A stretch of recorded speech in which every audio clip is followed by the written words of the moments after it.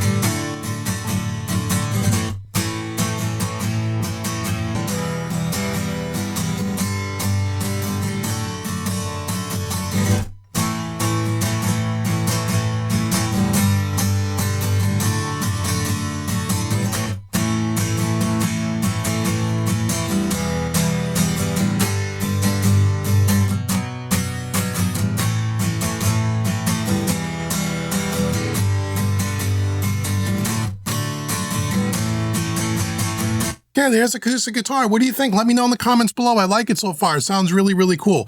If you want to see the Z&H Design 1178 compared to the AudioScape AS78, leave me 20 comments. 20 comments we need below. 20 comments. 20 comments. You tell me you want me to do that video, we will do that video. I will tell you they sound very similar. They both sound great. What I like about the Z&H Design over the AS78 from a feature point of view is that you have a attack and release for both the left and right channels, which you don't get on the AudioScape AS78. So let me know in the comments below what you want to do. Let me patch this in to a couple of big, heavy, Marshall-y distorted power chord guitars. Be right back. Okay, here we go. Big power chords, Marshall style, coming down to a bus. Again, no processing. I don't even think there's any EQ on this, is there? No EQ, no nothing. Completely raw tracks, 1178. Let's do it.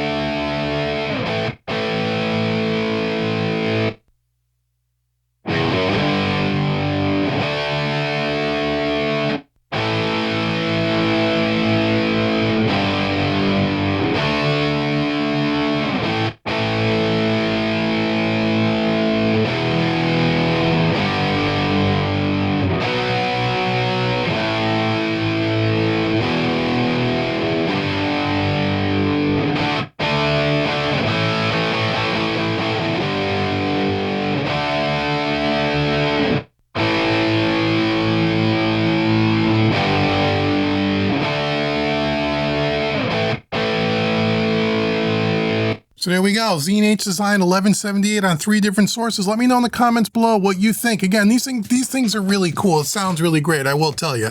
But again, we will compare it to the AudioScape if we get enough comment to say you want to do so. So make sure you go out to Z&H Design, links in the description box below. It's not an affiliate link in any way. I don't get anything if you buy it. But what's really cool about Z&H Design, not only do they make all their stuff one at a time, hand-built stuff, kind of like AudioScape and Stam Audio, but they also do they make their own knobs, their own face plates, they make everything. So you can get a custom faceplate for your 1178 or any of their gear for that matter. And they make everything in-house. Everything is hand-built one at a time.